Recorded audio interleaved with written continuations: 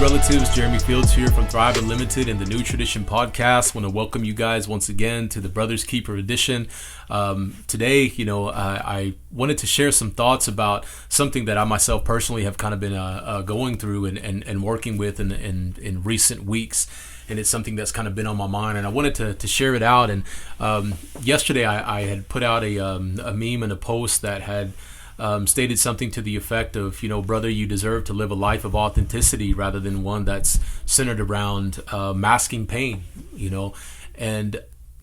the reason why I wanted to kind of expand upon it is that statement of masking pain, I think it's something that can be confused sometimes. Maybe we don't necessarily know what's being referenced in that kind of space. And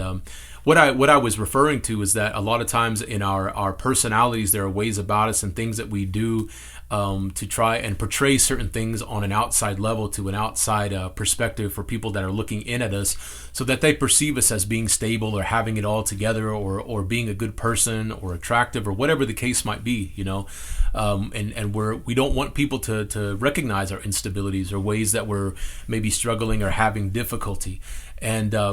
I know that for myself, one of the ways that it has a tendency to show up is being a workaholic. For myself, I'm the director of this company, Thrive Unlimited, and I'm kind of one of the creative forces behind everything that comes out of this, whether it be the merchandise or this content here, or the different things that are put out through social media, and as well as being the lead trainer when we work directly with communities, So I wear a lot of hats, and it requires a lot of me. And I think over the years, that's one of the ways that I learned to respond to some of the hardships that I was going through in times when I would be struggling in life, like I would just kind of turn away from those things and kind of put my nose to the grindstone and go at it, So that's one of the ways that it comes about, but it's kind of like that pursuit of success, you know what I mean? And I think for myself, it was me trying to see something better in myself than what my circumstances around me in a really traumatic time of my life showed me, And I didn't give myself a space to really access that pain and really be able to move through it in a way that was healthy, to be able to process it and release it and move on past it. And in doing so, I made life really difficult for myself for a good number of years. But at the same time, like that concept of masking pain can look like so many things. Sometimes it manifests in physical activity, like involvement in sports, running, exercising, and all of these different kinds of things. When we do something to a level of extremity, sometimes that's what's really is happening. It's not so much that we're really passionate about what it is that we're engaged in, but it's just the fact that it's somehow become the one thing that really distracts us from the most difficult parts of our lives, and it helps us to feel some kind of comfort in that space. And while it has an ability to be beneficial in that, it requires us to be able to still make that space to be able to be authentic and allow ourselves to acknowledge the not so beautiful parts of ourselves, you know what I mean, the difficult things, and really be able to take a look at the pain and process through it in a way that everything that we're doing can be beneficial, because exercise and being in pursuit of good things, of course you have an ability to create power for your life and good things moving forward. But at the same time, we can't forget internally who it is that we are, the people that we are, emotionally, mentally, spiritually speaking. All of those things have to kind of follow suit. I know that, for myself, one of the things that I've come to understand is that it's important for me to be in a space of authenticity, not only in this role that I carry with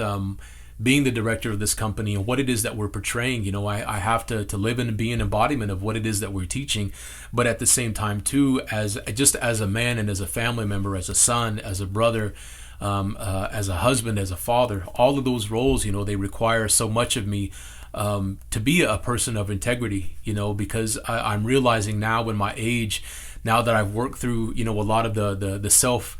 I guess self-centered tendencies that I've had in my past, that I'm looking around and realizing what it is that I'm really a part of, and understanding what those relationships require of me,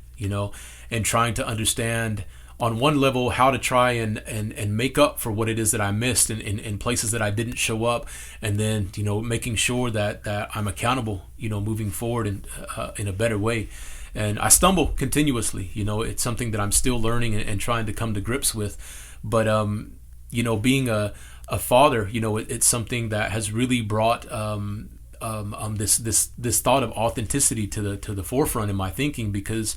I want my children to be able to grow into a space in their lives where they feel comfortable being authentically themselves, throughout the duration of their lives, that they don't go through life feeling that they need to hide who it is that they are, or what they're going, or what they're experiencing in their emotions from their companions or from their friends or whatever. But for them to know that it's okay to struggle sometimes, that it's okay to come into hardship, it's okay to feel sad, it's okay to let people know that you're suffering, and to be able to ask for help, and it's okay to have quality people in your life and your experience, whether they be friends or family or companions, that are willing and ready to be there for you in a manner of support in your most difficult times. There's no reason why you should be going through those things alone in this lifetime, because there are people there that care. But sometimes, it just requires us to be able to show up to the table as well, and be authentic, and be willing to open up and say, this is what I'm going through, and this is who I am.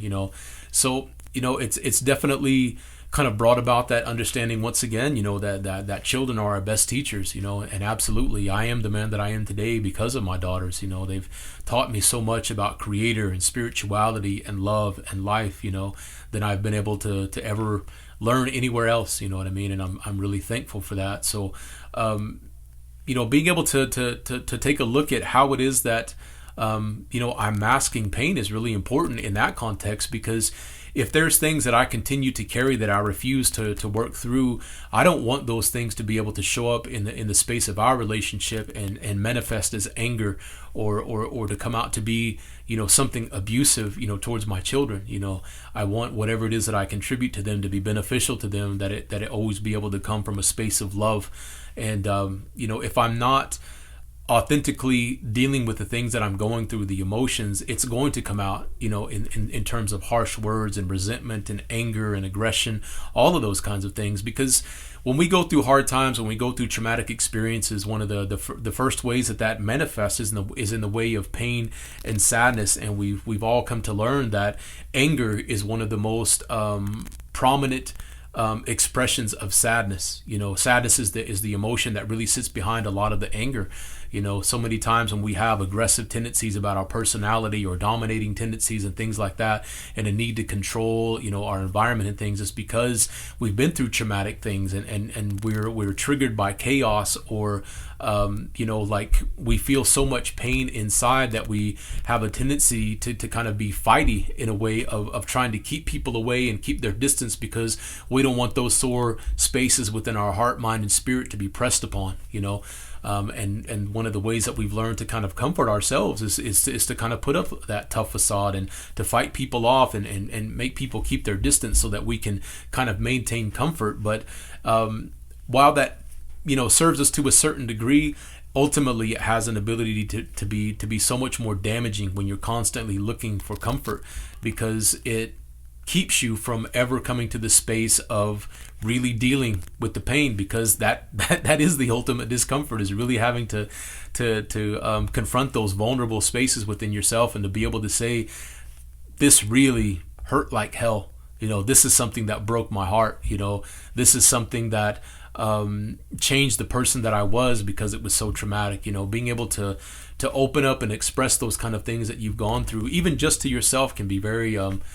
challenging, so to speak. And that's okay. It's supposed to be, and it's okay for you to have a difficult time with it. I know society portrays that we're all supposed to have it all together, but there couldn't be anything further from the truth. Each and every person on the face of this planet in existence has been a product of some type of trauma. They've had things and experiences in their lives that have changed them and affected them, and everybody is struggling with something, literally here and now in this moment, I myself included. And it will always be that way. That's just the nature of life. We live in a world of adversity, but at the same time, through that adversity, we have an ability to grow and gain strength and become wiser and gain power, and so many good things about it as well when you align with that part of life. But once again, like there will never be a time that comes in this life when it will not require us to be able to look at ourselves in our entirety, the whole of who it is that we are, the good and the not so good parts of ourselves. One of the things that I would have to say that's really helped me into this space has been my wife, and how supportive she's been, just as a wife, and the way that she pays attention to me, in a way that I don't even pay attention to myself sometimes, in that she notices shifts in my energy, and she'll ask me, have you been tired lately, or how are you feeling, because I notice you've been kind of short, or this is what I've been seeing, like this is something happening in our relationship, and this doesn't feel good, and it really brings me to kind of a hard stop to be able to say, like, well, let me stop for a moment here, and what is it that's really going on with me? Are there things that I'm struggling with? Is there pain inside, or what is it coming from? And sometimes it's a culmination of everything. It's life, it's work, family, it's greater society, and all the craziness that's going on. It's the pandemic and all of it weighing on top. And then other times it has nothing to do with that. Maybe there was some kind of offhand incident that happened at the grocery store or something. When I was picking up eggs and milk, and it's something that triggered something from 30, 40 years ago, that's been weighing on my mind, and I didn't even know it, but it's been kind of pressing on those places. So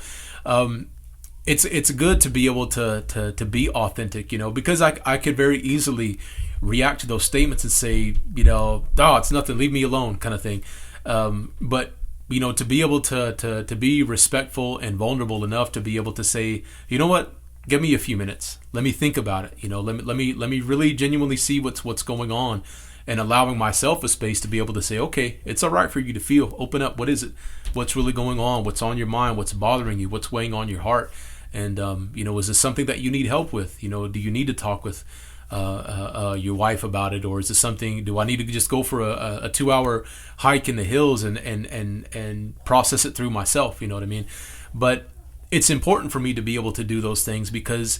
one of the things that I've come to learn and understand in me being alive is that I'm a part of something much bigger than just myself, just my own selfish tendencies and wants to experience certain things, or to be satisfied in certain ways. That as a son, as a brother, as a father, as an uncle, as just a community member. I have a responsibility to something much greater than just myself, and being able to show up in those spaces has become, the utmost importance to me. And I can't show up in those spaces with cloudy vision, with a clouded mind and a heavy heart, and expect to be able to serve my people, be able to serve my family, my children, whatever it is. I understand that it's important for me to continually take that time to work through whatever it is that may be affecting me, in a way that it allows me to show up authentically, for my people, and be able to contribute the attention, the focus, the passion, the love, the compassion, all of those things in a way that it's deserved, rather than showing up with myself in the way, in a way that allows me to be able to show up and genuinely fight surely and serve on behalf of my people, that I'm able to see clear and be able to respond effectively. If there are people in my family or in my community that are in need, and I have something to offer, then, I want to be able to show up with a clear mind and be able to show up with an open heart, to be able to be compassionate and understanding to what it is that they're going through, so that, hopefully I can maybe provide them some insight or some guidance as to what needs to happen, rather than to be so confused and inundated by my own, kind of neurosis, so to speak, that I can't even see them or hear them, you know what I mean? And I just become so self-absorbed that I'm of no good, to anyone outside of myself. And, that's something that kind of speaks to a conversation that I've been having, recently with some of the brothers, and what it looks like to really be this warrior that we've been sold all of these years, that it's not about being reckless and heartless and unfeeling and ready to do damage at any moment, but that it's actually being able to love in the purest form, you know what I mean? Being able to put yourself completely aside and say, here, I'm here and I'm ready to serve. I'm ready to take care. I'm ready to provide, and I'm ready to protect, in the space of being a father, as a husband, and a community member and a family member, things of that nature, but that's what it really looks like, is to be able to feel in a space where maybe other people aren't available to feel, being able to go to that extreme, so that's something to give some thought to in your own space, and questioning how authentically are you showing up for yourself and for the people around you, and in the same way that they need you to be able to show up of support, at the same time, it's okay for you to be able to communicate and understand in the opposite direction, to be able to say, there are going to be times when I'm going to need to call on you as well to show up and support me, because I'm human, and things affect me just as much as they do everybody else. And there are going to be times when I'm going to struggle, when my heart's going to break, when I'm going to be sad, when I'm going to go through things that are going to hurt. And I'm going to need someone there to provide some encouragement and some guidance and some love and some compassion and things of that nature. You know what I mean? And that's how it should be. You know what I mean? You deserve to live that life of authenticity, to be understood in your completeness. It doesn't feel good to go through life and to have to kind of hide and pretend so that you can cover up parts of yourself that you don't feel so comfortable with, or that you don't think people are going to appreciate so much. But ultimately, like when you do find that space of authenticity and find the space to be able to open up and reach out for support and connect with people on the level of common,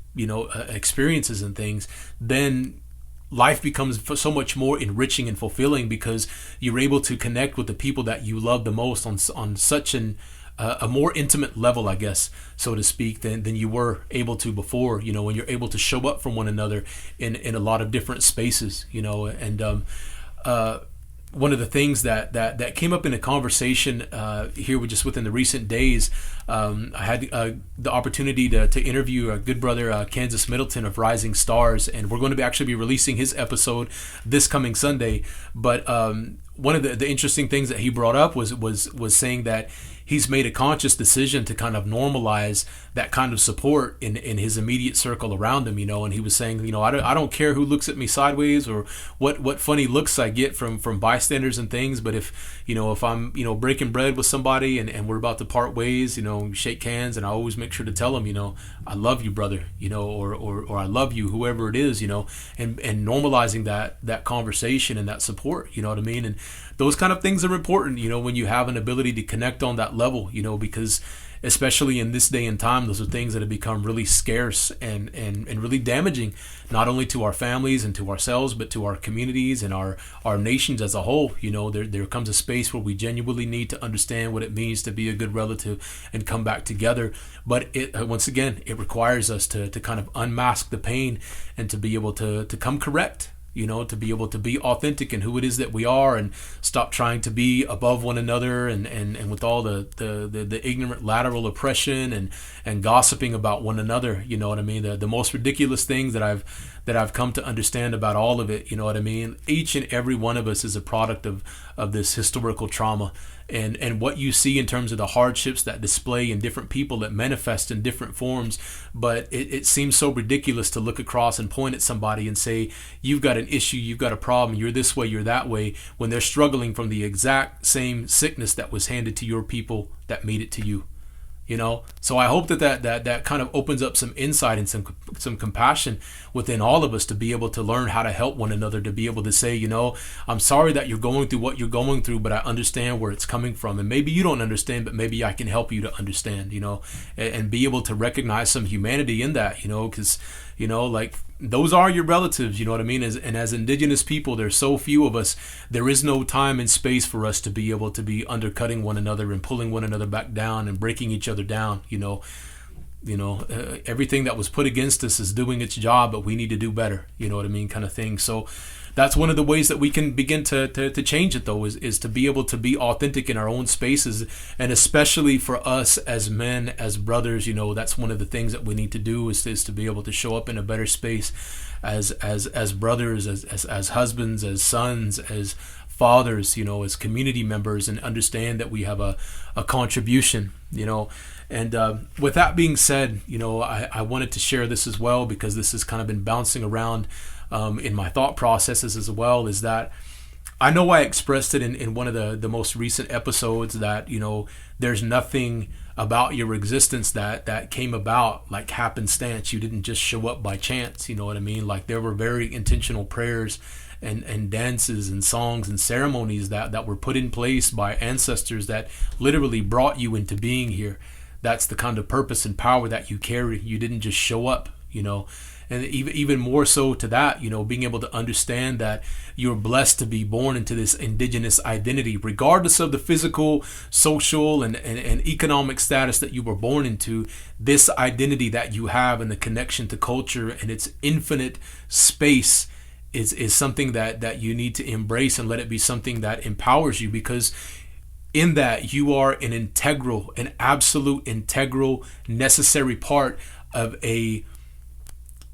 almost unimaginable culture that's so just breathtaking, that spans the space of millennia. You have that same power coursing through your veins and purpose all about you, if you would be able to get yourself out of the way and choose to be a part of that,